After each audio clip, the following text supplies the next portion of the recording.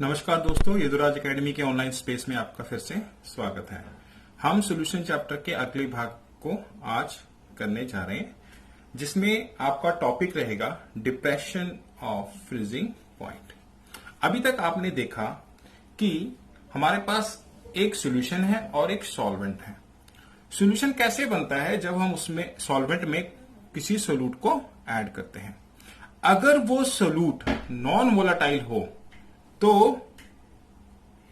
अगर वो solute non volatile हो तो जो सॉल्यूशन बनता है दोस्तों, उसकी प्रॉपर्टीज और प्योर सॉल्वेंट की प्रॉपर्टीज में काफी फर्क आ जाता है।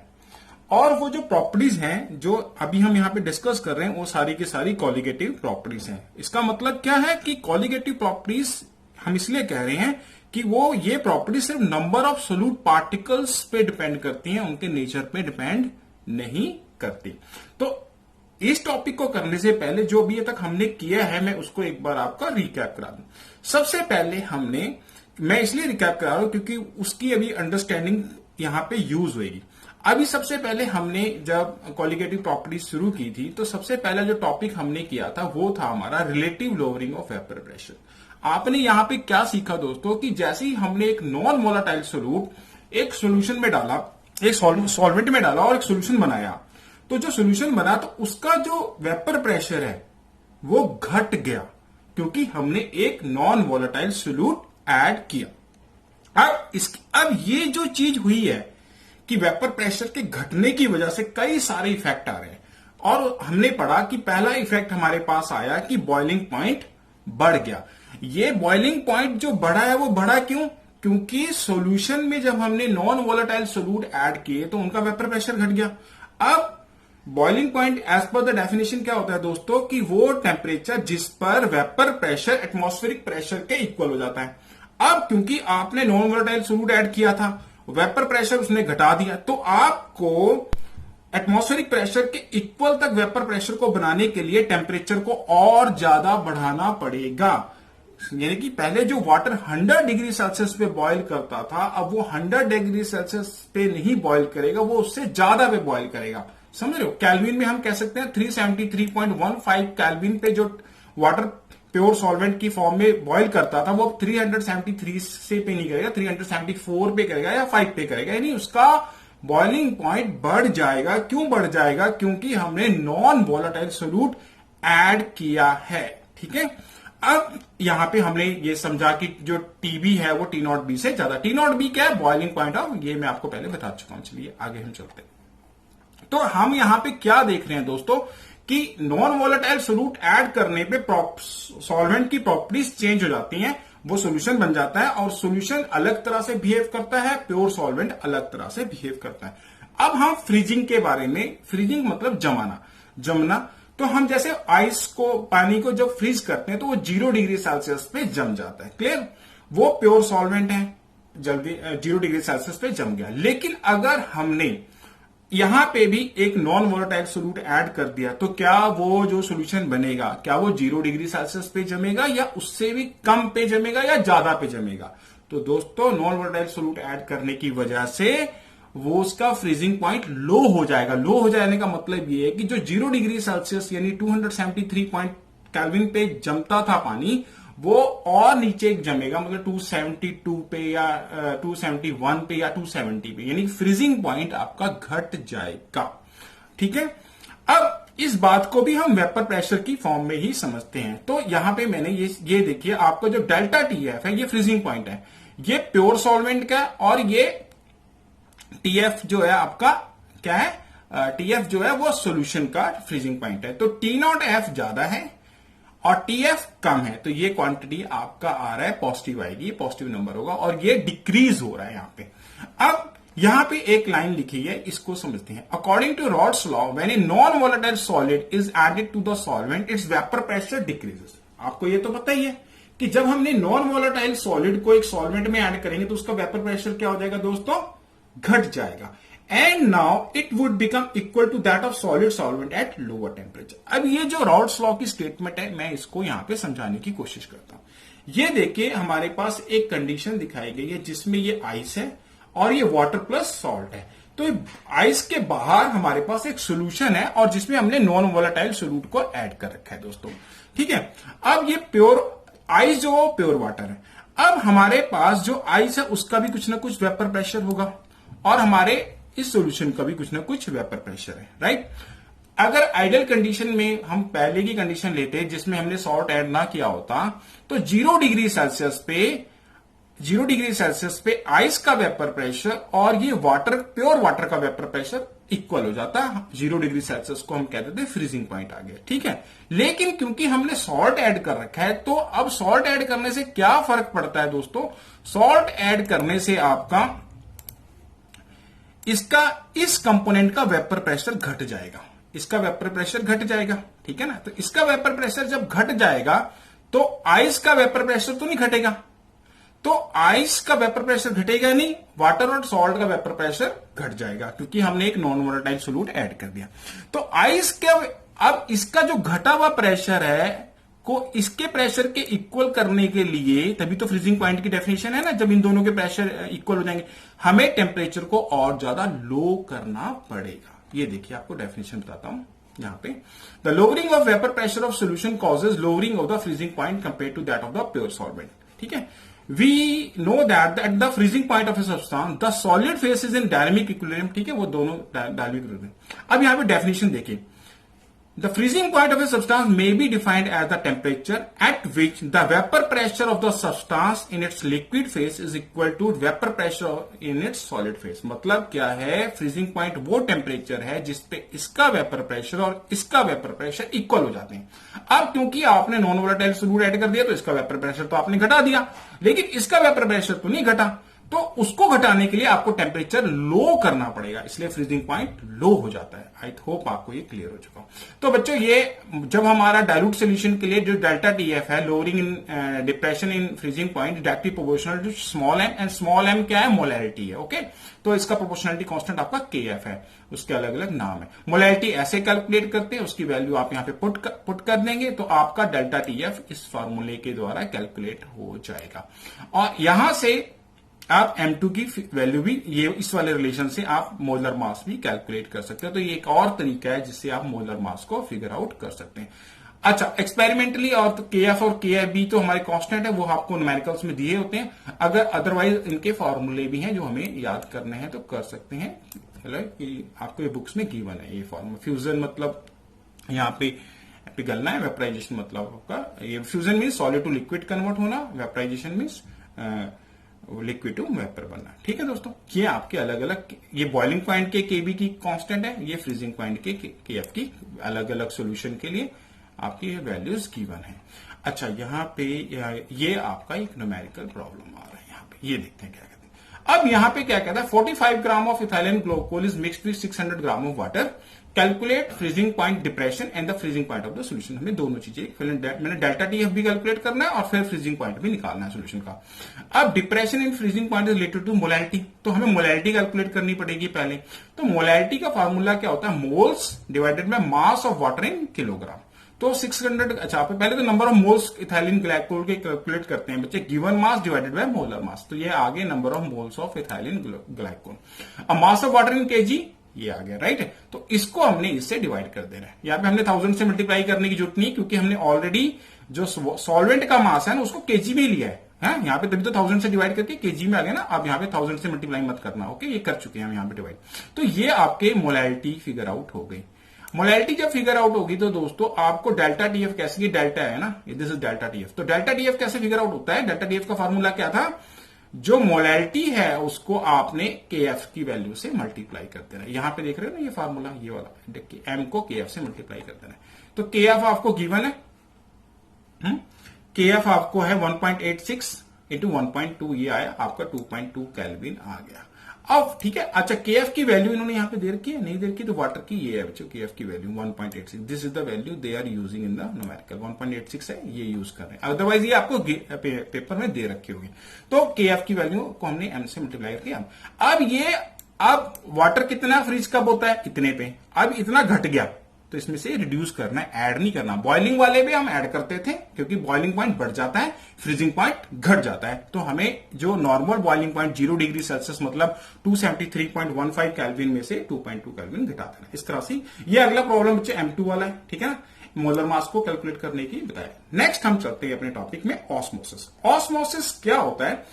अगर भी कोई भी आप सेमी परमेबल मेम्ब्रेन ले लें तो सेमी परमेबल, पहले हम समझते हैं कि सेमी परमेबल मेम्ब्रेन होती क्या है। सेमी परमेबल मेम्ब्रेन वो मेम्ब्रेन होती है जिसमें से सॉल्वेंट के मॉलिक्यूल्स तो पास कर जाते हैं पर सोल्यूट के मॉलिक्यूल्स पास नहीं कर पाते। मतलब क्या है कि ये एक ऐसी मेम्ब्रेन होती है जो वेजिटेबल ओरिजिन से भी हो सकती है और नॉन वेजिटेबल ओरिजिन से भी हो सकती है, एनिमल ओरिजिन से भी हो सकती है। तो इस मेम्ब्रेन में छोटे छोटे छेद होते हैं जिनमें से सॉल्वेंट के मॉलिक्यूल्स तो इजीली पास कर जाते हैं पर सोल्यूट के मॉलिक्यूल्स पास नहीं कर पाते हैं, राइट। तो ये यहां पे इसकी डेफिनेशन दे रखी है। तो ऑस्मोसिस प्रोसेस क्या होता है? इसी प्रोसेस को हम ऑस्मोसिस प्रोसेस कहते हैं जहां पे सॉल्वेंट के मॉलिक्यूल्स एक सेमी परमेबल मेम्ब्रेन के थ्रू से सॉल्यूशन में चले जाते हैं, राइट। इसकी डेफिनेशन में आपके सामने, the solvent molecule will flow through the membrane from pure solvent to the solution. This process of flow of the solvent is called osmosis. solvent के मॉलिक्यूल्स का सेमी परमेबल मेम्ब्रेन से पास होकर गुजरने के प्रोसेस को ही हम ऑस्मोसिस कहते हैं। अब ऑस्मोसिस की जो डायरेक्शन क्या होगी? सॉल्वेंट से सॉल्यूशन की तरफ। याद रखना, जो सेमी परमेबल मेम्बर में सॉल्वेंट से सॉल्यूशन की तरफ आपका ऑस्मोसिस होता है, ठीक है। अब यहां पे हमारे को एक समझाया गया दोस्तों, ये हमारा प्योर सॉल्वेंट है, राइट। यहां पे सॉल्वेंट है और सॉल्वेंट है तो यहां पे सोल्यूट की कंसंट्रेशन की लो है। सोल्यूट की कंसंट्रेशन यहां पर क्या है? लो। और यहां पे सॉल्यूशन है और यहां पे सोल्यूट की कंसंट्रेशन क्या है दोस्तों? हाई है। और ये हमारी सेमी परमेबल मेम्ब्रेन है। तो यहां पे क्या होगा? Solvent molecule will go from solvent to solution, यहां से यहां पर जाएंगे। अब अगर मान लो, अब हमारे को एक डेफिनेशन दिखानी कि व्हाट इज ऑस्मोटिक प्रेशर क्या है। व्हाट इज ऑस्मोटिक प्रेशर, इसकी हमें डेफिनेशन बतानी है आपको। अब यहां पे क्या हो रहा है कि सॉल्वेंट मॉलिक्यूल यहां पे जा रहे हैं, तो हमें यहां पे अगर मान लो इस फ्लो को रोकना है तो यहां पे हमें कुछ एक्सेस प्रेशर अप्लाई करना पड़ेगा। इतना एक्सेस प्रेशर ताकि ये यहां पे जो सॉल्वेंट मॉलिक्यूल्स है वो यहां पर ना जा पाए। तो वो ना जा पाए के लिए जो हम एक्सेस प्रेशर यूज करेंगे that is called our osmotic pressure. तो उसकी डेफिनेशन देख लीजिए। The flow will continue. अच्छा, ये फ्लो कब तक होता रहता है? जब तक इक्विलिब्रियम अटेन नहीं हो जाता। The flow of the solvent from the side of the to solution side across a semi-permeable membrane can be stopped if some extra pressure is applied on the solution. हमें कुछ extra pressure apply करेंगे तभी ये रुकेगा। This pressure that just stop the flow of solvent is called osmotic pressure of the solution. The flow of solvent from dilute solution to the concentrated solution across a semi-permeable membrane is due to osmosis. The important point is to be kept in mind is that solvent molecules always flow from lower concentration to lower concentration। मतलब यहां पे तो solute आपने add ही नहीं किया ना दोस्तों, तो ये प्योर सॉल्वेंट है। तो प्योर सॉल्वेंट में सोल्यूट की कंसंट्रेशन यहां पे ऑलरेडी क्या है? लो है। और यहां पे सोल्यूशन है, सोल्यूशन में ज्यादा। अब यहां पे भी हमारा जो ये ऑस्मोटिक प्रेशर रहता है जिसे हम पाई से, कैपिटल पाई से डिनोट कर रहे हैं, वो होता है CRT। सी यहां पे बच्चों कंसंट्रेशन है मोलैरिटी की, ठीक है। सी मोलैरिटी कैसे कैलकुलेट करते हैं? नंबर ऑफ मोल्स इन पर लीटर ऑफ सोल्यूशन, ठीक है। आर गैस कांस्टेंट, टी क्या है आपका टेम्परेचर। तो यहां से वाले रिलेशन से भी आप मोलिकुलर मास फिगर आउट कर सकते हैं, ठीक है। और नंबर ऑफ मोल्स कैसे kilo? Given mass divided by molar मास, ठीक है। तो इस रिलेशन से भी आप unknown mass of molar mass of solute को फिगर आउट कर सकते हैं। अब यहां पे एक बड़ा एडवांटेज है ऑस्मोटिक प्रेशर का। ऑस्मोटिक प्रेशर का सबसे बड़ा एडवांटेज ये है दोस्तों कि डाइल्यूट सॉल्यूशन में के लिए, क्योंकि जितनी भी हमने क्वालिटेटिव प्रॉपर्टीज अभी तक पढ़ी हैं और हमने ये फार्मूला निकाला है, वो फार्मूला तभी एप्लीकेबल है अगर आपका सॉल्यूशन डाइल्यूट हो, ठीक है जी। तो डाइल्यूट सॉल्यूशन में ना जो हमने पहले चीजें पढ़ी हैं वहां पे ये जो आता थे ये वाली आपके राइट हैंड साइड वाली क्वांटिटी की वैल्यू बहुत ही छोटी आती है, ठीक है। तो उसको फिगर आउट करना बड़ा मुश्किल हो जाता है एक्सपेरिमेंटली। लेकिन यहां पे ऑस्मोटिक प्रेशर की वैल्यू काफी मेजरेबल आती है, इसलिए उसको फिगर आउट करना थोड़ा आसान रहता है। यहां पे क्या लिखा है, as compare to other qualitative properties its magnitude is large. मतलब अगर कोई चीज लार्ज अमाउंट में आ रही है तो उसको आप इजिली फिगर आउट कर पाएंगे, नाप लेंगे, उसकी मेजरमेंट कर पाएंगे। As compare to other qualitative properties magnitude is large even for very dilute solution. Dilute solution तो लेना ही पड़ेगा, क्योंकि डाइल्यूट सोल्यूशन पे ये हमारी क्वालिटेटिव प्रॉपर्टीज के जो फॉर्मूले एप्लीकेबल है। अब बाकी प्रॉपर्टीज में क्या होता था दोस्तों, जैसे कि अभी हमने यहाँ पे डेल्टा टीएफ वगैरह किया ना, ये हमने यहाँ पे लगाया था अभी ना, ये डेल्टा टीएफ ये वाला, ये बहुत ही छोटा आता है। तो बहुत ही जब छोटी चीज आती है तो उसको फिगर आउट करना, एक्सपेरिमेंटली एक्यूरेटली मेजर करना बड़ा मुश्किल हो जाता है। तो यहां पे आप बड़े इजिली कैलकुलेट कर पाओगे ना एक्सपेरिमेंट में, क्योंकि डाइल्यूट सॉल्यूशन के लिए भी इसकी वैल्यू ठीक ठाक आती है। तो वहां पे ये इसका सबसे बड़ा एडवांटेज है। ठीक है, नेक्स्ट, अच्छा जी, आइसोटोनिक सॉल्यूशंस क्या होता है। सपोज करो हमारे पास दो सॉल्यूशन है, ये दोनों तरफ ना, सॉल्वेंट नहीं है, दोनों तरफ सॉल्यूशन है और दोनों का ही ऑस्मोटिक प्रेशर इक्वल है। तो ऐसे सॉल्यूशन जिनका ऑस्मोटिक प्रेशर सेम होता है तो उन्हें हम कहते हैं दोस्तों आइसोटोनिक सॉल्यूशन। फिर इसी तरह से एक सॉल्यूशन हाइपरटोनिक भी हो सकता है और कोई हाइपोटोनिक भी हो सकता है। ये भी मैं आपको कंसेप्ट समझाता हूं। अब अभी हम अपने ब्लड सेल पे आ जाते हैं। जो हमारा सेल होता है उसके अंदर जो ऑस्मोटिक प्रेशर है वो 0.9% ब्राइन सोल्यूशन के इक्विवेलेंट होता है, सॉल्ट सोल्यूशन के इक्विवेलेंट। ठीक है, अब अगर मान लीजिए हमने अपने सेल को यहां पर, अगर हमने अपने सेल को यहां पर, एक हमारा ये सेल है को किसी सॉल्यूशन में प्लेस कर दिया जिसकी कंसंट्रेशन 0.9 से ज्यादा है, से 1 है। ठीक है, तो क्या होगा, ये डाइल्यूट हो जाएगा, ये वाला पार्ट सेल हमारा डाइल्यूट हो जाएगा और हमारा बाहर जो हो जाएगा कंसंट्रेटेड। तो water will flow out of this cell, हमारा सेल से पानी निकल जाएगा और ये सेल श्रिंक हो जाएगा, डाई हो जाएगा। ठीक है दोस्तों, अगर हमने अपने बॉडी सेल को प्लेस कर दिया एक ऐसे सॉल्यूशन में जिसकी कंसंट्रेशन 0.8 है, ठीक है ना, 0.8 वाले में क्या होगा, water will come into our cell और हमारा सेल फूल जाएगा। ठीक है, इस सॉल्यूशन को जिसकी कंसंट्रेशन 0.9 से कम होती है उसे हम हाइपोटोनिक कहते हैं और जिसकी ज्यादा होती है उसे हम हाइपरटोनिक कहते हैं। ये यहां पे आपको यही चीज समझाई गई है। ठीक है, तो होना क्या है, अगर आइसोटोनिक सॉल्यूशन है फिर तो वाटर की मूवमेंट ना बाहर से अंदर होगी ना अंदर से बाहर होगी, क्लियर। लेकिन अगर कंसंट्रेशन में चेंज है, तो कंसंट्रेशन में चेंज है, सोल्यूट की कंसंट्रेशन की बात कर रहा हूं मैं, तो पानी फ्लो, सॉल्वेंट फ्लो करेगा। तो सॉल्वेंट फ्लो करता है low concentration to high concentration, याद रखना। ठीक है, low concentration to high concentration. तो 0.8 लो है, 0.9 ज्यादा है, तो यहां से यहां पानी फ्लो करेगा और इससे सेल सूज जाएगा, आपकी स्वेलिंग हो जाएगी। और यहां पे क्या है कि ये हाई कंसंट्रेशन पे बाहर, ये लो है, बाहर हाई है, तो यहां से बाहर की तरफ फ्लो करेगा, तो हाइपोटोनिक और हिपोटोनिक। इसी प्रकार से न्यूमेरिकल आप कर सकते हैं, बहुत ही आसान न्यूमेरिकल्स हैं। उसके बाद एक आपकी कंडीशन होती है दोस्तों, एंडेमा कहते हैं इसको। जो लोग बहुत ज्यादा सॉल्ट खाते हैं, ठीक है ना, तो उनके सेल्स में भी ज्यादा सॉल्टी होगा।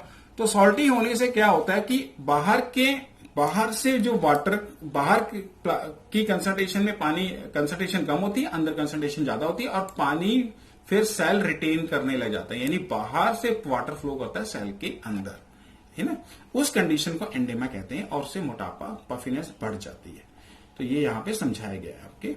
People taking a lot of salt or salty food experience a water retention in their tissue cells and intercellular space because of osmosis. Osmosis की वजह से पानी बाहर से अंदर, उनके अंदर रिटेन होने लग जाता है। The resulting puffiness or swelling is called edema. Water movement from soil, ठीक है, यहाँ पे। और बाकी जो भी ये समझाया गया है यहाँ पे भी आपका ऑस्मोसिस ही होता है। ऑस्मोसिस में हो क्या रहा है दोस्तों, वाटर फ्लो, सॉल्वेंट फ्लो कर रहा है, हाई लो कंसंट्रेशन से हमेशा हाई कंसंट्रेशन की तरफ वाटर फ्लो करेगा। जितनी भी चीजें यहां पर आपको ये समझा रखा है। उसके बाद रिवर्स ऑस्मोसिस क्या होता है, अगर मान लो हमारे पास ये सॉल्यूशन है और यहां पे हमने सॉल्यूशन पे ऑस्मोटिक प्रेशर से भी ज्यादा प्रेशर लगा दिया, तो सॉल्वेंट जो पहले ऐसे मूव करता था अब वो ऐसे मूव करने लग जाएगा, ठीक है ना। तो जब वो ऐसे मूव करने लग जाएगा दोस्तों, तो हमारे पास यहां पे फ्रेश वाटर इकट्ठा होना लग जाएगा। इस तरीके से कई सारे देश अपने फ्रेश वाटर की समस्या से निपटते हैं और वो फ्रेश वाटर हम यूज कर सकते हैं ड्रिंकिंग पर्पसेस के लिए। सी वाटर है आपका और यहाँ पे फ्रेश वाटर है, पर आपको यहाँ पे आपको जो प्रेशर है वो ऑस्मोटिक प्रेशर से ज्यादा अप्लाई करना पड़ेगा, ठीक है। तो सेमी परमेबल मेम्ब्रेन को भी यूज करना पड़ेगा, राइट। ये न्यूमेरिकल्स हैं। आई होप आपको ये समझ आया होगा और आपको ये लेक्चर मजेदार लगा होगा। इस वीडियो को देखने के लिए आपका धन्यवाद। हाँ, इसको रिवर्स ऑस्मोसिस कहते हैं, यहाँ आप ध्यान से पढ़ लेना। नेक्स्ट टॉपिक में हम अगला इस चैप्टर को फिनिश कर देंगे।